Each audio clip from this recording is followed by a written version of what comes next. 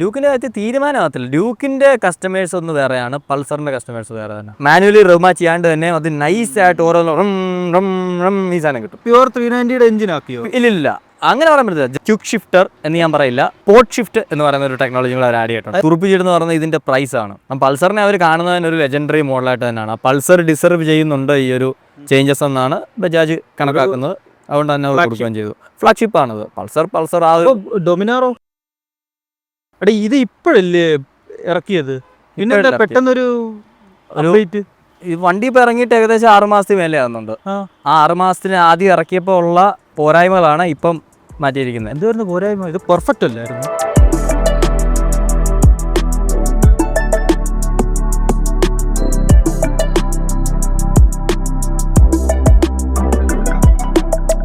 Perfect ആണ്, പക്ഷെ അതിൽ കുറച്ചും കൂടെ പെർഫെക്ഷൻസ് വേണ്ടതുണ്ടായിരുന്നു. അതായത് അതുകൊണ്ടാണ് ഇപ്പോൾ UG എന്ന് പറഞ്ഞ് ഇറക്കിയേക്കുന്നത്. എന്തൊക്കെ അപ്ഗ്രേഡ് വന്നു എന്ന് നോക്കിക്കഴിഞ്ഞാൽ മെയിനായിട്ട് ഫ്രണ്ട് ബ്രേക്ക് പാഡ് ഓർഗാനിക്കിൽ നിന്ന് സിൻഡായിഡിലോട്ട് മാറിയിട്ടുണ്ട്.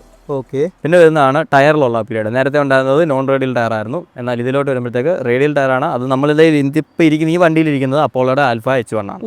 So one of the best tyre തന്നെ കൊടുത്തിട്ടുണ്ട്. ബാക്കിൽ നമുക്ക് 140 150 സെക്ഷൻ ടയറിലോട്ട് മാറിയിട്ടുണ്ട്. ഫ്രണ്ടിൽ 110 ആണ് കിടക്കുന്നത്. അപ്പോൾ ഈ 2 ചേഞ്ചും ഈസി ആയിട്ട് ഇപ്പോൾ ഓൾറെഡി എക്സിസ്റ്റിംഗ് ആയിട്ടുള്ള വണ്ടിയിൽ നമുക്ക് ചെയ്യാവുന്നേ ഉള്ളൂ. നമ്മൾ വേറെ ടയർ വാങ്ങിച്ചിട്ട് അത് തീർന്നു. സിൻഡേഡ് പാഡ് വാങ്ങിച്ചിട്ട് ബ്രേക്കിംഗ് കുറച്ചുകൂടെ എഫിഷ്യൻ്റ് ആവും. ഇതല്ലാണ്ട് വണ്ടിയിൽ വന്നിരിക്കുന്ന ഏറ്റവും മേജർ ആയിട്ടുള്ള ഒരു അപ്ഡേറ്റ് ആണ് പവറിൽ വന്നിരിക്കുന്ന ഇൻക്രീസും. അതുപോലെ തന്നെ ഇതിലൊരു ക്യുക്ക് ഷിഫ്റ്റർ എന്ന് ഞാൻ പറയില്ല, പോർട്ട് ഷിഫ്റ്റ് എന്ന് പറയുന്ന ഒരു ടെക്നോളജി കൂടെ ആഡ് ചെയ്തിട്ടുണ്ട്. ബേസിക്കലി നമ്മുടെ ആ ക്ലച്ചിലെസ് അപ്പ് ഷിഫ്റ്റുകളും ഡൗൺ ഷിഫ്റ്റുകളും തന്നെയാണ് അവർ ഉദ്ദേശിക്കുന്നത്. So bidirectional quick shifter ചെയ്തുകൊണ്ടിരുന്ന വർക്ക് ക്യുക്ക് ഷിഫ്റ്റർ സെൻസർ, ആ ഒരു സെൻസർ ഇല്ലാണ്ട് തന്നെ ബജാജ് ഇതിൽ അച്ചീവ് ചെയ്തു. അതെങ്ങനെയെന്ന് പറഞ്ഞു കഴിഞ്ഞാൽ കൺഫ്യൂസിംഗ് ആണ്. നോർമൽ ക്യൂബ് ഷിഫ്റ്റ് വർക്ക് ചെയ്യുന്നതെന്ന് പറഞ്ഞാൽ നമ്മുടെ ഗിയർ ലിവറിൽ വരുന്ന പ്രഷർ സെൻസ് ചെയ്യും. അത് പോസിറ്റീവ് ആണോ മൈനസ് ആണോ സെൻസ് ചെയ്തിട്ട് അതിനനുസരിച്ച് ഫ്യൂലിനെ കട്ട് ചെയ്യുകയാണ് എഞ്ചിനിലോട്ട് പോകുന്നത്. അപ്പോൾ എഞ്ചിൻ്റെ ലോഡ് കുറയ്ക്കും, ഷിഫ്റ്റിങ് ഈസി ആവും, സ്മൂത്ത് ആവും. ആ ഒരു ക്യൂബ് ഷിഫ്റ്റർ ആഡ് ചെയ്താൽ ഈസി ആയിട്ട് വണ്ടിയുടെ വില ഒരു 5000 രൂപയുടെ പ്ലസ് വരും, മിനിമം 5000 രൂപ വരും. അത് എലിമിനേറ്റ് ചെയ്യാനുമായിട്ട് അവരൊരു ക്ലവർ പരിപാടി ചെയ്തേക്കുന്നത് ഇതിൻ്റെ ഷിഫ്റ്റ് റോഡ് ഉണ്ടല്ലോ എഞ്ചിനകത്ത് സാധനം, അതിന് വരുന്ന വേരിയേഷൻ സെൻസ് ചെയ്യാനും വേണ്ട അൽഗോരിതംസ് അവർ ഡെവലപ്പ് ചെയ്തു. അതിലങ്ങനെ വരുന്നത് സെൻസ് ചെയ്തുകൊണ്ട് ഫ്യൂല് കട്ട് ചെയ്തുകൊണ്ട് പരിപാടി നടത്തും. പറയുമ്പോൾ ആർക്കും മനസ്സിലാവത്തില്ല, അതൊരു ടെക്നിക്കൽ സ്റ്റഫാണ്. അതിപ്പോൾ ഈ വണ്ടി വാങ്ങിക്കുന്ന ആരും അത് അത്രയും ഡീറ്റെയിൽ ആയിട്ട് അറിയണമെന്ന് അത് അറിയേണ്ട ഒരു ആവശ്യം. വർക്ക് ആകുന്ന പോലെ വർക്കാവും 99.9% വർക്കാവും. അതങ്ങനെയാണ് ആക്ച്വലി. അത് ക്യുക്ക് ഷിഫ്റ്ററിൻ്റെ നിനക്ക് അതേ സെയിം ഒരു സ്നാപ്പിനെസ് ഒന്നും അല്ല പറയുന്നത്, പക്ഷേ ഓൾമോസ്റ്റ് 98% ക്യുക്ക് ഷിഫ്റ്ററിന്റെ കൂട്ടുള്ള ഒരു പെർഫോമൻസ് കിട്ടും. നമുക്ക് ജെർക്ക് ഫീൽ ചെയ്യൂ, നമ്മളത് ഓടിക്കുന്ന പോലെ ഇരിക്കും. ക്യുക്ക് ഷിഫ്റ്ററിൽ നമുക്ക് വിഷയമില്ല. നമ്മളിപ്പം ഡിപ്പെൻഡിങ് നമ്മൾ എങ്ങനെ ത്രോട്ടിൽ യൂസ് ചെയ്യുന്നു, അല്ലെങ്കിൽ ഏത് RPM റേഞ്ചിൽ നിൽക്കുന്നു എന്ന് ഡിപ്പെൻഡ് ചെയ്യാണ്ട് തന്നെ അത്യാവശ്യം സ്മൂത്ത് ആയിട്ട് ചെയ്യും. ഇതങ്ങനല്ല, ബ്ലിപ്പ് ചെയ്യേണ്ടി വരും. ഇല്ല, ഇത് ബ്ലിപ്പ് ചെയ്യണ്ട, ഫുൾ ഓപ്പണിൽ തന്നെ നമുക്ക് ചെയ്യാം. പക്ഷേ ഇതിലെന്ന് പറഞ്ഞാൽ ഇത് എപ്പോഴും RPM ഡിപ്പെൻഡഡ് ആണ്, അതുപോലെ തന്നെ മോഡ് ഡിപ്പെൻഡഡ് ആണ്. ഈ വണ്ടിയിൽ 4 മോഡ് വരുന്നുണ്ട്: off road, road, rain, sport mode മാത്രമേ ഈ സ്പോർട്ട് ഷിഫ്റ്റ് വർക്ക് ആകത്തുള്ളൂ. സ്പോർട്ട് ഷിഫ്റ്റ് എന്നാണ് പേര്. സ്പോർട്ട് ഷിഫ്റ്റ് എന്നാണ് അവർ പേര്. ഷിഫ്റ്റ് ഒന്നും അല്ലല്ലോ, സ്പോർട്ട് ഷിഫ്റ്റ്. സ്പോർട്ട് മോഡിൽ മാത്രമേ ഇത് വർക്ക് ചെയ്യുള്ളൂ. അതും higher the RPM, smooth the shift. എത്ര അഗ്രസീവായിട്ട് നീ കൈ കൊടുത്തിട്ട് ഷിഫ്റ്റ് ചെയ്യുന്നോ അത്ര സ്മൂത്ത് ആയിട്ട് വണ്ടി ഷിഫ്റ്റ് ചെയ്യും. സോ അത് മൊത്തത്തിൽ കോഡിംഗ് പരമായിട്ടാണ്. അതായത് നീ മാക്സിമം എഞ്ചിന്റെ ലോഡ് കുറച്ചത് ലൈക്ക് അവർ ഭയങ്കര ക്ലെവറായിട്ട് ചെയ്തിരിക്കുന്ന ഒരു പരിപാടിയാണ്. അവർ അച്ചീവ് ചെയ്തത് നന്നായിട്ടുണ്ട്. ഒരു സെൻസർ ഇല്ലാണ്ട് അവർ ഇത്രയും സ്മൂത്ത് ആയിട്ട് അല്ല പ്രിസൈസ് ആയിട്ട് ഗിയർ ഷിഫ്റ്റ് വീഴുന്നത് നൈസ് പരിപാടി തന്നെയാണ്. പക്ഷേ അത് ക്യുക്ക് ഷിഫ്റ്ററെ പോലെ എല്ലാ സിറ്റുവേഷനിലും നിനക്ക് സ്മൂത്ത് പെർഫോമൻസ് എന്നുള്ളത് നീ പ്രതീക്ഷിക്കല്ലേ. ലോവർ റെപ്സിലാണ് നീ ചെയ്യുന്നുണ്ടെങ്കിൽ നിനക്ക് തീർച്ചയായിട്ടും ജെർക്ക് ഫീൽ ചെയ്യും. അത്ര എനിക്ക് അപ്പും ഡൗണും ചെയ്യാൻ പറ്റും. അപ്പോൾ നീ എപ്പോഴും ഹയർ റെപ്സിൽ നിൽക്കുമ്പോഴാണ് നിനക്ക് അതിൻ്റെ ആ ഒരു സ്മൂത്ത്നെസ് കൂടുതൽ കിട്ടുന്നത്. ഇനി ഡൗൺ ചെയ്യുമ്പോഴാണ് തന്നെ നിനക്ക് ഡയറക്റ്റ് നമ്മൾ ക്വിക്ക് ഷിഫ്റ്റർ ഉള്ള വണ്ടിയിൽ ചെയ്യുന്ന പോലെ ചുമ്മാ അതേ അല്ലെങ്കിൽ തട്ടി കഴിഞ്ഞാൽ 60 നിന്ന് 50 വരും. പക്ഷേ അത് കഴിയുമ്പോൾ കുറച്ച് പിടുത്തം അതിൽ ഫീൽ ചെയ്യും. അതിന് നമുക്ക് ഏറ്റവും എളുപ്പമായിട്ട് എനിക്ക് ഫീൽ ചെയ്യുന്നത് പറഞ്ഞാൽ നമ്മൾ ജസ്റ്റ് റെമാ ചെയ്യുന്ന പോലെ ഒന്ന് ത്രോട്ടിൽ ബ്ലിപ്പ് ചെയ്തുകൊണ്ടാണ് ചെയ്ത് കഴിഞ്ഞാൽ പെർഫെക്റ്റ് ആണ്. ഡൗൺ ഷിഫ്റ്റ് ചെയ്യും. നമ്മൾ മാനുവലി റിമ ചെയ്യാണ്ട് തന്നെ അത് നൈസ് ആയിട്ട് ഓരോ ഈ സാധനം കിട്ടും. അപ്പ് ഷിഫ്റ്റ് പക്ഷേ നിനക്ക് ഫുള്ള് വൈഡ് ഓപ്പൺ ടക്ക് ടക്ക് ടക്ക് ടക്ക്. ബജാജിന്റെ ഭാഗത്തുനിന്ന് ഇത് പ്രതീക്ഷിച്ചേ ഇല്ല. ക്യുക്ക് ഷിഫ്റ്റർ ഞാൻ പ്രതീക്ഷിച്ചിരുന്നു, പക്ഷെ അത് ഇങ്ങനെ ഒപ്പിക്കുമെന്ന് എനിക്കറിയത്തില്ലായിരുന്നു. അതുകൊണ്ട് എന്താ വെച്ചാൽ വണ്ടിയുടെ വില അത് അത്രയും കൂടെ പിടിച്ചു നിർത്താൻ പറ്റി. പിന്നെ അടുത്തൊരു മെയിൻ സാധനമാണ് പവർ കൂടിയത്. പവർ 40 PS നിന്ന് 43 PS ആയിട്ടുണ്ട്. പ്ലസ് 1000 RPM കൂടെ എക്സ്റ്റെൻഡ് ആയിട്ടുണ്ട്. നേരത്തെ സ്പോർട്ട് മോഡിൽ 9700 RPM പീക്ക് പവർ കിട്ടുന്നത് 40 PS. ഇപ്പോൾ വന്നിരിക്കുന്നത് 11700 RPM 43 PS പവർ കിട്ടും. 43 PS പവർ. ടോപ്പ് സ്പീഡ് കൂടി 7 കിലോമീറ്ററോടാണ് ബജാജ് ക്ലെയിം ചെയ്യുന്നത്. പക്ഷേ ഞാൻ നമ്മുടെ ഇവിടെ ഹൈവേയിൽ ടെസ്റ്റ് ചെയ്തത് ഈസി 160 അടിക്കും വണ്ടി. ഒരു വിഷയമില്ലാണ്ട് കുനിഞ്ഞ് കിടന്ന് പുള്ളു കൊടുത്ത് വിട്ട് കഴിഞ്ഞാൽ ഈസി 160 ആണ്. അതിൽ മടക്കോടും പുഷ് ചെയ്യാം. പക്ഷേ റോഡ് അത്രയ്ക്ക് അതിനുള്ള ഇല്ലാഞ്ഞുകൊണ്ട് ട്രാക്കിൽ ഈസി നമുക്ക് 165 സോറി 160 പ്ലസ് നിനക്ക് പുഷ് ചെയ്യാം. എൻ്റെ വെയിറ്റും എല്ലാം ബാധകമാണ്. ഓക്കെ. പക്ഷേ ഞാൻ പറഞ്ഞത് 160 വരെ വണ്ടി പുട്ടുപോലെ കയറും. പ്ലസ് നല്ല റെവ് ഹാപ്പിയാണ്, എഫേർട്ട്ലെസ് ആയിട്ടാണ് ആ സ്പീഡ്സിലോട്ട് കയറുന്നത്. അതുപോലെ തന്നെ നീ ക്രൂസിങ്ങിന് നോക്കുകയാണെന്നുണ്ടെങ്കിൽ ഈസി നിനക്ക് 100 തൊട്ട് 120 ക്രൂസ് ചെയ്യാം. ഏറ്റവും കംഫർട്ടബിൾ ആയിട്ട്. 100 നമ്മൾ സാധാരണ വണ്ടിയിൽ 60 പോകുന്ന പോലെ ഉള്ളൂ. 110-115 അതിൻ്റെ ഏറ്റവും കംഫർട്ടബിൾ ആയിട്ടുള്ള സ്പോട്ട്. പക്ഷേ നിനക്ക് 130-140 വരെ പുഷ് ചെയ്തും വേണേൽ ക്രൂസ് ചെയ്യാം. മൈലേജ് അപ്പോൾ ഡ്രോപ്പ് ഒന്നും മൈലേജ് ഡ്രോപ്പ് അവർ പറയുന്നില്ല. 28 കിലോമീറ്റർ ആണ് ബജാജ് ക്ലെയിം ചെയ്യുന്ന മൈലേജ് എന്ന് പറയുന്നത്. പക്ഷേ ഇതിൽ മൾട്ടിപ്പിൾ റൈഡിങ് മോഡ് ഉള്ളതുകൊണ്ടും റെയിൻ മോഡിലൊക്കെ പോകുമ്പോഴത്തേക്ക് വളരെ ഭയങ്കര പാവത്താനാവും വണ്ടി. അപ്പോഴത്തേക്ക് ബിഗിനറിന് വേണമെങ്കിലും എടുത്ത് ഓടിക്കാവുന്ന രീതിക്കാവും. അപ്പോൾ അതുകൊണ്ടും നിനക്ക് ആ മോഡ്സിലാണ് നീ കൂടുതൽ സമയം ഓടിക്കുന്നതെന്നുണ്ടെങ്കിൽ കൂടുതൽ മൈലേജ് കിട്ടും. ബജാജ് പറയുന്നത് ഈസിലി 28-30 കിട്ടുമെന്നാണ്. ഏറ്റവും വേഴ്സ് നിനക്ക് കിട്ടാൻ പോകുന്നത് 25-24. 25 താഴെ ഞാൻ മീറ്ററിൽ പോലും കണ്ടിട്ടില്ല. എഫിഷ്യൻറ്റും കൂടെ ആണ് വണ്ടി. അപ്പോൾ ടോർക്കിനകത്ത് വ്യത്യാസം കൂട്ടാൻ ടോർക്കിനകത്ത് വലിയ വ്യത്യാസം വന്നിട്ടില്ല. അവർ മെയിനായിട്ട് ഈ പവർ ഗെയിൻ അച്ചീവ് ചെയ്തിരിക്കുന്നതെന്ന് പറഞ്ഞു കഴിഞ്ഞാൽ അതിൻ്റെ സിലിണ്ടറും പിസ്റ്റണും മാറ്റിക്കൊണ്ടാണ്. ഇപ്പോൾ ഫോർജ്ഡ് സിലിണ്ടർ ആൻഡ് പിസ്റ്റൺ ആണ് വന്നിരിക്കുന്നത്. എന്ന് വെച്ചാൽ ലൈറ്റർ ആണ്, കുറച്ചും കൂടെ സ്ട്രോങ്ങർ ആണ്, അഡ്വാൻസ്ഡ് ആണ്. സാധാ കാസ്റ്റ് ആൻഡ് പിസ്റ്റണേക്കാളും കുറച്ചുകൂടെ അഡ്വാൻസ്ഡ് സാധനമാണ്. അതുകൊണ്ട് തന്നെ വണ്ടിക്ക് ആ ഒരു റെവും ഹൈ ആക്കാൻ പറ്റി. ഈ പരിപാടികളെല്ലാം ഇതിനകത്ത് ചെയ്യാൻ പറ്റി. പ്ലസ് റിഫൈൻമെൻറ്റും ബെറ്റർ ആയിട്ടുണ്ട്. റിഫൈൻമെൻറ്റ് എന്ന് പറയുമ്പോൾ ബട്ടർ സ്മൂത്ത് എന്ന് പറയാൻ പറ്റത്തില്ല. പക്ഷേ 400 ഒരു പൾസറിനെ നമ്മൾ നോക്കുമ്പോഴത്തേക്ക് നല്ല റിഫൈൻഡ് ആയിട്ടുള്ള എഞ്ചിനാണ്. ചെറിയ ബസ്സിനസ് ഞങ്ങൾക്ക് ചില RPMസിലൊക്കെ തന്നെയും ടാങ്കിൻ്റെ ഈ ഒരു പോർഷനിലും അല്ലെങ്കിൽ ഫുഡ് പാക്കിലൊക്കെ ചെറുതായിട്ട് ഫീൽ ചെയ്യുന്നുണ്ടെങ്കിൽ നമുക്കതിനെ നെഗ്ലിജിബിൾ ആണ്. അതിൻ്റെ വൈബ്രേഷനായിട്ട് കാണേണ്ട ഒരു കാര്യമില്ല. എടുത്തിങ്ങനെ പറയുമ്പോൾ നമുക്ക് പറയാൻ പറ്റും. അപ്പോൾ ഇതിന്റെ എഞ്ചിൻ അപ്പോൾ മാറിയിട്ടുണ്ടെന്നാണ് പറയുന്നത്. എഞ്ചിൻ മാറിയിട്ടില്ല, സിലിണ്ടർ ബ്ലോക്കും പിസ്റ്റണും മാറിയിട്ടുണ്ട്. അപ്പോൾ പ്ലസ് അതിനെ സപ്പോർട്ട് ചെയ്യാൻ പവർ കൂട്ടാനും വേണ്ടി തന്നെ ക്യാം ട്രെയിനിലും മാറ്റങ്ങൾ വരുത്തിയിട്ടുണ്ട്. ക്യാമിന്റെ പ്രൊഫൈലുകളും ഒക്കെ ഓവറോൾ പണിഞ്ഞു. അതുപോലെ തന്നെ ഇൻടേക്ക് ഡക്റ്റിന്റെ വലിപ്പം വ്യത്യാസം വരുത്തിയിട്ടുണ്ട്. അപ്പോൾ അതൊക്കെ ചെയ്തിട്ടാണ് ആ ഒരു പവർ ഗെയിൻ അവർ അച്ചീവ് ചെയ്തേക്കുന്നത്. പ്ലസ് ആ റിഫൈൻമെന്റും എഫിഷ്യൻസി എല്ലാം അതുപോലെ നിലനിർത്താനും പറ്റിയിട്ടുണ്ട്. സോ പെർഫോമൻസ് കൂടി, ഒരു ഫീച്ചറും കൂടി ആഡായി എഞ്ചിനിൽ. ഓൾറെഡി റൈഡ് ബൈ ത്രോട്ടിലും പരിപാടികളെല്ലാം ഉണ്ടായിരുന്നു, അതെല്ലാം അതുപോലെ തന്നെ ഇപ്പോൾ ഉണ്ട്. പ്ലസ് ഈ 2 സാധനം കൂടെ അഡീഷണലി ആഡായി. അല്ലാതെ ഈ മീറ്റർ പരിപാടി എല്ലാം same head lamp, same metre console, Bluetooth ഉള്ളത്, അഡോട്ട്മെട്രിക് ഡിസ്പ്ലേ. സസ്പെൻഷൻ ട്യൂണിംഗ് സസ്പെൻഷനിൽ അവർ പറഞ്ഞത് ഈ പെർഫോമൻസ് അപ്ഗ്രേഡ്സ് നമുക്ക് അഡ്ജസ്റ്റ് ചെയ്യാനും വേണ്ടിയിട്ട് പറ്റുന്ന ചെറിയ ട്യൂണിങ്ങുകൾ സസ്പെൻഷൻ എത്തിയിട്ടുണ്ടെന്നാണ്. പക്ഷേ വലിയൊരു ഡ്രാസ്റ്റിക് ചേഞ്ച് ആയിട്ട് നമുക്ക് അതങ്ങനെ ഫീൽ ചെയ്യുന്നില്ല. പക്ഷേ ഹൈവേയിൽ എനിക്ക് ഫീൽ ചെയ്ത് വണ്ടി 100-120 പോയി അല്ലെങ്കിൽ അതിന് മണ്ടക്കോട്ട് പുഷ് ചെയ്യുമ്പോഴത്തേക്ക് ക്രോസ് വിൻഡ് വരുന്ന സമയത്തും വലിയ അൻഡുലേഷൻസ് വരുന്ന സമയത്തും കുറച്ച് വൊബിളി ആയിട്ട് എനിക്ക് ഫീൽ ചെയ്തിട്ടുണ്ട്. സ്റ്റെബിലിറ്റി ഹൈവേയിൽ ആ ഒരു സ്പീഡ്സിൽ മാത്രം 100 പീക്കിൽ പോവാണെങ്കിൽ മാത്രം. പീക്കിൽ എന്നല്ല, ഈ പറഞ്ഞ പോലെ ഒരു 120+ ഹൈ സ്പീഡ്സിലേക്ക് പോകുമ്പോഴത്തേക്ക്, കാരണം ഈ സസ്പെൻഷൻ ട്യൂൺ ചെയ്തിരിക്കുന്നത് നിങ്ങൾക്ക് ഒരുമാതിരി എല്ലാ റോഡ് കണ്ടീഷനിലും ഓടിക്കാൻ വേണ്ട. സിറ്റിയിൽ സെറ്റപ്പാണ്.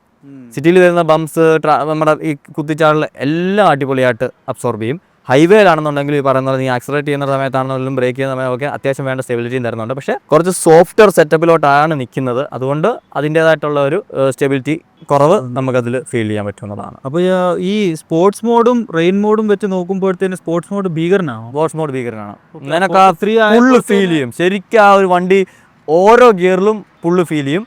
ഏറ്റവും നന്നായിട്ട് വലിച്ചങ്ങോട്ട് എടുക്കാൻ പോകുന്നത് 6000 RPM പ്ലസ് ആണ്. പ്രത്യേകിച്ച് ആ 7000 RPM പീക്ക് ടോർക്ക് പ്രൊഡ്യൂസ് ചെയ്യുന്നത്. ആ 7000 കഴിയുമ്പോഴത്തേക്ക് സ്ക്രീമിംഗ് ആണ്, വലിക്കുവാണ്. പിന്നെ 7,000 to 10,700 വരെ വലിക്കും. അതിൽ 10,700 നീ നോക്കണ്ട, ഒരു 10,000 വരെ നീ വെച്ച് ഷിഫ്റ്റ് ചെയ്യുകയാണെന്നുണ്ടെങ്കിൽ സെറ്റാണ്. പേടിക്കും. അത് എക്സ്പീരിയൻസ് ഇല്ലാത്ത ഒരാളാണെന്നുണ്ടെങ്കിൽ ആദ്യം അത്രയും പുള്ളും അത്രയും ക്യുക്കായിട്ട് ആ സ്പീഡ്സ് അച്ചീവ് ചെയ്യുന്നതും പിടിക്കാം. അത്ര ബിഗിനർ. ടയർ അപ്പോൾ എങ്ങനെയുണ്ട്? ടയർ അടിപൊളിയാണ്.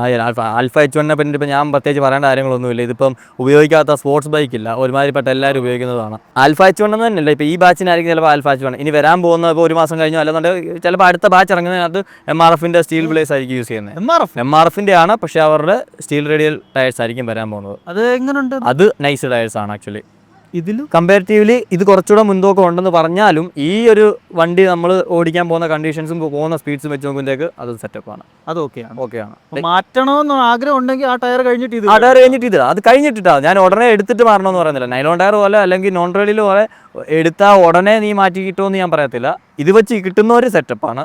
MRF കിട്ടുന്നവരും വിഷമിക്കേണ്ട കാര്യമൊന്നുമില്ല, അതും നല്ല ടയർ തന്നെയാണ്. പിന്നെ ബ്രേക്കിങ്ങിൽ ആ ഒരു പാഡ് മാറ്റിയതിൻ്റെ എഫക്റ്റ് നമുക്ക് നന്നായിട്ട് അറിയാനുണ്ട്. അടിപൊളി ഇനിഷ്യൽ ബൈറ്റ് കിട്ടുന്നുണ്ട്.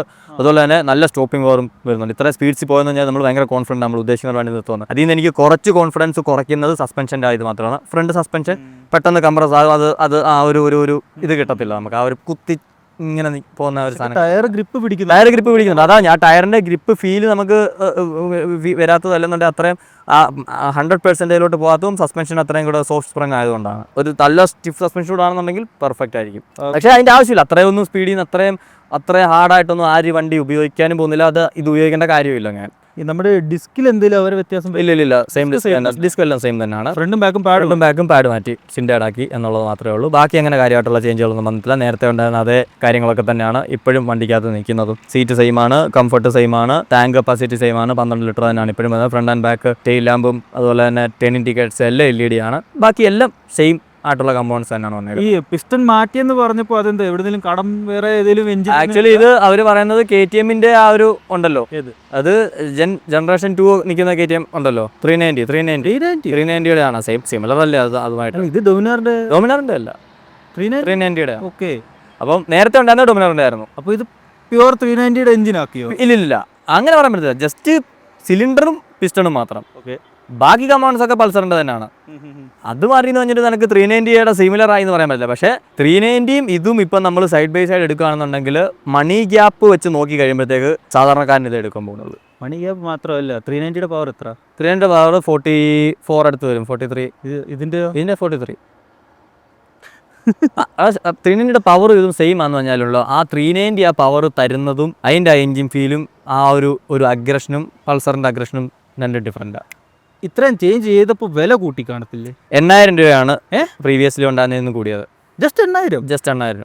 ഈ ടയർ, ഈ ബ്രേക്കും, സാധനം പവർ ഇൻക്രീസ് പറയാൻ പറ്റത്തില്ല. പവർ ഇൻക്രീസ് എല്ലാം കൂടെ 8,000 രൂപയോളമാണ് പ്രൈസിൽ ഇൻക്രീസ് വന്നിരിക്കുന്നത്. ഞാൻ ഒരു 10-20,000 എക്സ്പെക്ട് ചെയ്തു. അതാണ് ബജാജ് പറയുന്നത്. അതാണ് അവർ അത്രയും പ്രൈസ് കൂടിയിട്ട് ഇതെല്ലാം ചെയ്തിട്ട് പ്രത്യേകിച്ച് കാര്യമില്ല. അത് എഫക്ട്ലെസ് ആയി പോകും.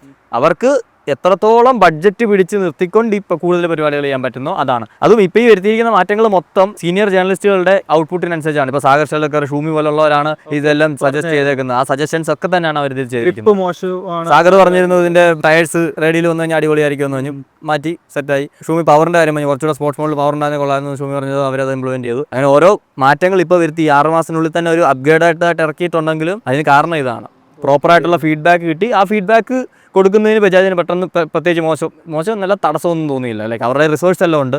അങ്ങനെ വൈനോട്ട് പൾസറിനെ അവർ കാണുന്നതിന് ഒരു ലെജൻഡറി മോഡലായിട്ട് തന്നെയാണ്. പൾസർ ഡിസർവ് ചെയ്യുന്നുണ്ട് ഈ ഒരു ചേഞ്ചസ് എന്നാണ് ബജാജ് കണക്കാക്കുന്നത്. അതുകൊണ്ട് തന്നെ കൊടുക്കുകയും ചെയ്തു. ഫ്ലാഗ്ഷിപ്പ് ആണത് പൾസർ. ആ ഒരു ഡൊമിനാറിനും അതിന്റെ അപ്ഡേറ്റ്സ് കൊടുത്തിട്ടുണ്ട്. ഇപ്പൊ UG ഡൊമിനാറിന് നമുക്ക് ഇത് ഈ ഒരു കിക്ക് ലിഫ്റ്റ് എക്സ്പെക്ട് ചെയ്യാം. അതെനിക്ക് അറിഞ്ഞൂടാ. അതിന്റെ ആവശ്യം ആക്ച്വലി ഇല്ല ഡൊമിനാറിന്. 200-നും അതിന്റെ ആവശ്യം ഉണ്ടെന്ന് എനിക്ക് തോന്നുന്നില്ല. കാരണം 200 ഇത്രയും പെർഫോമൻസ് ഇല്ല. ഡൊമിനാറിന് ഇത്ര അഗ്രഷന്റെ ആവശ്യമില്ല. ഇത് നല്ല അഗ്രസീവായിട്ട് നീ ഓടിക്കുമ്പോഴാണ് അത് എൻജോയ് ചെയ്യാൻ പറ്റുള്ളൂ. അല്ലാത്ത പക്ഷേ നീ ക്ലച്ച് പിടിച്ച് ഷിഫ്റ്റ് ചെയ്യുന്നത് തന്നെയാണ് സ്മൂത്ത്. എനിക്ക് ആ ഒരു അത്ര അഗ്രഷൻ ഫുള്ളിൽ നീ പറപ്പിക്കുന്ന സമയത്ത് മാത്രമേ എനിക്ക് ആ സംഭവം അത്ര എൻജോയ്. അല്ലാണ്ട് നോർമലി സിറ്റിയിൽ നമ്മൾ 50-60 പോകുമ്പോൾ 6000 RPM താഴെ റേഞ്ചിൽ നിന്ന് വർക്ക് ചെയ്യുമ്പോഴത്തേക്ക് യൂസ് ചെയ്ത് കഴിഞ്ഞാൽ അത്ര സ്മൂത്ത് ആയിട്ടുള്ള ഒരു എക്സ്പീരിയൻസ് അല്ല നമുക്ക് കിട്ടുന്നത്. ഇത് പക്ഷെ ഒരു യുണീക്ക് ഒരു സാധനമാണ്. യുണീക്ക് എന്ന് അങ്ങനെ ഇപ്പം എടുക്കുന്ന കസ്റ്റമറിന് അതിപ്പോൾ യുണീക്ക് ആണോ അല്ലയോ എന്ന് അറിയേണ്ട കാര്യമില്ല. പക്ഷെ അവന് വില കൂടുന്നില്ല എന്നുള്ളതാണ് അവൻ്റെ അവിടുത്തെ അച്ചീവ്മെന്റ്. അത് വെച്ച് നോക്കുമ്പോഴത്തേക്ക് നിനക്ക് അഫോർഡബിൾ പ്രൈസിൽ ഈ ഒരു ഫീച്ചറും കൂടെ ഉള്ള വണ്ടിയാണ്. സ്റ്റിൽ 2 ലക്ഷം രൂപയുടെ അകത്ത്. 2 ലക്ഷം രൂപയുടെ അകത്തൊന്നല്ല. എടാ അപ്പോൾ 8,000 രൂപ കൂടിയപ്പോൾ പ്രൈസിന്റെ ശരിക്കും എത്ര? 8,000 രൂപയുടെ കൂടി ഇപ്പം correct exact ex showroom Delhi price വരുന്നത് 1,95,000 രൂപയാണ്. ഓക്കെ. അപ്പോൾ 2 ലക്ഷത്തിന്റെ അകത്ത് മെയിൻറ്റെയിൻ 2 ലക്ഷത്തിനകത്ത് തന്നെ അതാണ് മെയിൻ ഗോള്. കാരണം 2 ലക്ഷത്തിന് മേളിൽ പോയി കഴിഞ്ഞാൽ പിന്നെ പോയി ടാക്സ് കയറി നന്നായിട്ട് വില കൂടും. അപ്പൊ പിന്നെ ബാക്കിയുമായിട്ട് വലിയ ഗ്യാപ്പ് വരുന്നില്ല. ഇപ്പൊ NSന്റെ ഏറ്റവും വലിയൊരു തുറുപ്പുചീടെന്ന് പറയുന്നത് ഇതിന്റെ പ്രൈസ് ആണ്. നിനക്ക് സുഖമായിട്ട് 2.5-ക്കുള്ളിൽ ഓൺ റോഡ് ഇറക്കാൻ പറ്റിയ വണ്ടി. അങ്ങനെയാണ് ഡ്യൂക്കിന്റെ കാര്യത്തിൽ തീരുമാനമായില്ലേ? ഡ്യൂക്കിന്റെ കാര്യത്തിൽ തീരുമാനമാകത്തില്ല. ഡ്യൂക്കിന്റെ കസ്റ്റമേഴ്സ് ഒന്ന് വേറെയാണ്, പൾസറിന്റെ കസ്റ്റമേഴ്സ് വേറെ തന്നെ. ഡ്യൂക്ക് എടുക്കുന്നവൻ അത് നന്നായിട്ട് തീരുമാനിച്ചുറപ്പിച്ച് തന്നെ പോയി എടുക്കുന്നതാണ്. അല്ലാണ്ട് അവനിപ്പം എനിക്ക് ഇത് രണ്ട് സെയിം പവറാണ്, ഫീച്ചേഴ്സ് ഇന്നതാണ്, അങ്ങനെ കമ്പയർ എടുക്കുന്നില്ല. മോസ്റ്റ് ഓഫ് ഓൾ പിള്ളേർ തന്നെയല്ലേ എടുക്കുന്നത്? പിള്ളേർ തന്നെയാണെന്ന്. പിള്ളേർ മാത്രമല്ല എടുക്കുന്നത്, അത് കുറച്ച് മെച്ചുവർ ആയിട്ടുള്ള ആളുകൾ എടുക്കാറുണ്ട്. കുറച്ച് ഓടിച്ച് എക്സ്പീരിയൻസ് ഉള്ള ആളുകൾ 390 എടുക്കാറുണ്ട്. കാരണം സിംഗിൾ സിലിണ്ടറിൽ പീക്ക് പവറാണ്. അപ്പോൾ സിംഗിൾ വിട്ട് എനിക്ക് വേറെ ഒന്നിലോട്ട് പോകണ്ട, അതിൽ തന്നെ എന്നാൽ നല്ല പവറുള്ള ഒരു സാധനം വേണം, എല്ലാ കണ്ടീഷനിലും എനിക്ക് പറപ്പിക്കണം എന്നുള്ളതാണെന്നുണ്ടെങ്കിൽ KTM ഉണ്ട്.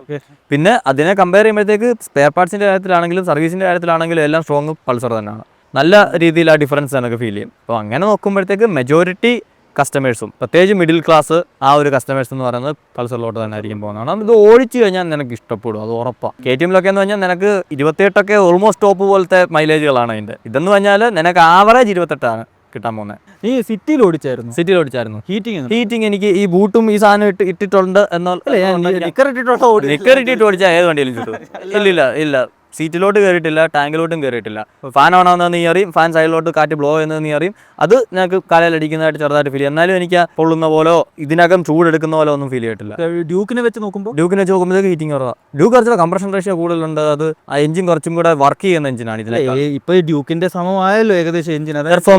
പെർഫോമൻസിൽ എഞ്ചിൻ എന്ന് പറയാൻ പറ്റത്തില്ല. അങ്ങനെ എടുത്തു കുത്തി നമുക്ക് പറയാൻ പറ്റത്തില്ല ഡ്യൂക്കിന്റെ സമമായെന്നുള്ളത്. ഡ്യൂക്കിലും KTM അറിയാലോ, ബജാജ് KTM അലയൻസ് ഉള്ളതുകൊണ്ട് തന്നെ അവർക്ക് അത് അക്സസിബിൾ ആയതുകൊണ്ട് തന്നെ അവരതിലോട്ട് പറിച്ചു നട്ടു എന്നുള്ളത് മാത്രമല്ല. എന്നാലും ഇതിന് വേണ്ടിയിട്ടുള്ള മാറ്റങ്ങൾ വരുത്തിയിട്ടുണ്ട്. അപ്പൊ ഇനിയിപ്പം കസ്റ്റമറിന് അടുത്ത ബാച്ച് മൊത്തം ഇതായിരിക്കും. ബാച്ച് എന്നല്ല, ഇതാണ് UG 2025. ഇതിന് തൊട്ടിതാ, മറ്റേത് കഴിഞ്ഞു. അടാ, അപ്പോൾ അത് ഞാൻ ചോദിക്കുന്നത്, മറ്റേതിനകത്ത് നിനക്ക് ഈ ക്വിക്ക് ഷിഫ്റ്റർ പറ്റത്തില്ല. അത് ഈ എഞ്ചിന്റെ കാരണം മാപ്പിംഗ് എല്ലാം വ്യത്യാസമാണ്. ഫുൾ അങ്ങനെ പറ്റത്തില്ല. കാരണം എഞ്ചിൻ ഹെഡ് ഇന്റേണൽസ് കുറെ വ്യത്യാസം വരുന്നുണ്ട്. ഹെഡിൽ വ്യത്യാസം വരുന്നുണ്ട്, മറ്റേ പിസ്റ്റൺ അതെല്ലാം മാറുന്നുണ്ട്. മെയിൻ സാധനങ്ങളൊക്കെ കുറെ മാറുന്നുണ്ട്. അപ്പോൾ നിനക്ക് ഒരു ഈസി അപ്ഗ്രേഡ് ആയിട്ട് തന്നെ കാണാൻ പറ്റത്തില്ല. പക്ഷേ പിന്നെ എനിക്കൊരു ഡ്രോബാക്ക് ആയിട്ട് വന്നതെന്ന് പറഞ്ഞാൽ ചെറിയൊരു സാധനമാണ്. ടിപ്പിക്കൽ പൾസർ ഹോൺ എന്ന് പറയുന്നത് നമുക്ക് ആ ഒരു ഡുവൽ ഹോണാണ് കേൾക്കുന്നത്. ഇത് സാധാ സിംഗിൾ ഹോണാണ്. അതുകൊണ്ട് അത് മാറിയിരുന്ന കൊള്ളാമെന്ന് എൻ്റെ ഒരു പേഴ്സണൽ ഒപ്പീനിയൻ ഉണ്ട്. പണ്ട് പൾസറൊക്കെ ഉപയോഗിച്ചാൽ. റെയിൻ മോഡ് നീ മുന്നേ പറഞ്ഞു ബിഗിനർ എന്നുള്ളത്.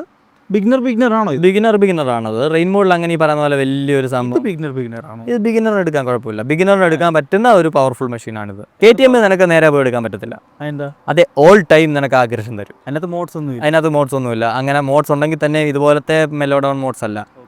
ഇതിലോട്ട് വരുമ്പോഴത്തേക്ക് അങ്ങനല്ല. ക്ലിയർലി നിനക്ക് എഞ്ചിൻ മാപ്പിൽ വരുന്ന വ്യത്യാസം ഫീൽ ചെയ്യാൻ പറ്റും. ഇത്രയേ ഉള്ളൂ മാക്സിമം ചേഞ്ചസ് അല്ലേ? ചേഞ്ചസ് ഇതാണ്. ഓടിക്കുമ്പോഴുള്ള ഫീല് ഈ പറഞ്ഞ പോലൊക്കെ തന്നെയാണ്. ഓടിച്ചു പോയി നോക്കുക എല്ലാവരും ഒന്ന്. പ്രത്യേകിച്ച് ഇപ്പം നിങ്ങൾക്ക് പൾസർ ഉള്ള ഒരാൾ പോയി ഓടിച്ചിട്ട് എന്താ നിങ്ങൾക്ക് തോന്നുന്നുള്ളൂ എന്ന് കമൻറ്റ് ചെയ്തേക്കാം. അപ്പോൾ അത്രയൊക്കെയാണ് പുതിയ പൾസർ 400Z UG NS വിട്ട് പറയാം. എന്തൊക്കെയാണ് നിങ്ങൾക്ക് തോന്നുന്നുള്ളത് തിരിച്ചും കമൻറ്റ് ചെയ്യാൻ. നമ്മൾ ബാംഗ്ലൂരാണ് ഇതിൻ്റെ മീഡിയ ടെസ്റ്റ് റൈഡിനായിട്ട് വന്നതാണ്. കഴിഞ്ഞ ഒരു 2-3 മണിക്കൂർ കൊണ്ട് ഞാനിതൊരു 200-250 കിലോമീറ്ററോളം ഓടിച്ചു. ഹൈവേയിൽ ഓടിച്ചു, ബാംഗ്ലൂർ സിറ്റി ട്രാഫിക്കിൽ ഓടിച്ചു. ട്രാഫിക് സീനാകത്തും. ഇത് എടുക്കുന്ന ഇപ്പോൾ പ്രൊഫഷണൽസ് എടുക്കുകയാണെന്നുണ്ടെങ്കിൽ അവരൊരു ഹെക്റ്റിക് ഡേക്ക് ശേഷം വീട്ടിലോട്ട് തിരിച്ചു പോകുന്നോ അല്ല വീട്ടിൽ നിന്ന് ഓഫീസിലോട്ട് വരുന്നോ ശരിക്കും എൻജോയ് ചെയ്യും. എഫേർട്ട്ലെസ് ആയിട്ട് തന്നെ ഓവർടേക്സ് ചെയ്യാൻ പറ്റും. ലൈറ്റ് ഫീലാണ് വണ്ടിക്ക്. ഇടയ്ക്കൂടെ എല്ലാം സിമ്പിളായിട്ട് കൊണ്ടുപോകാം. ഭയങ്കര രസമാണ്. പ്ലസ് ഹൈവേ ഹിറ്റ് ചെയ്യുന്ന സമയത്ത് പവറുണ്ട്. പവർ തന്നെ അവിടെ ഒരിക്കലും ലാഗ് ഫീൽ ചെയ്യത്തില്ല. നല്ല പവർ തരുന്നുണ്ട്. റിഫൈൻഡ് പെർഫോമൻസ് ഉണ്ട്. അതാണ് 400Z UG. കമൻറ്റ് ചെയ്യുക. വീഡിയോ ഇഷ്ടപ്പെട്ടാൽ ലൈക്ക് ചെയ്യുക. ഇനി ഇന്നത്തെ വീഡിയോസ് നമ്മുടെ ചാനൽ മറക്കാണ്ട് സബ്സ്ക്രൈബ് ചെയ്യുക. അടുത്ത വീഡിയോ കാണാം.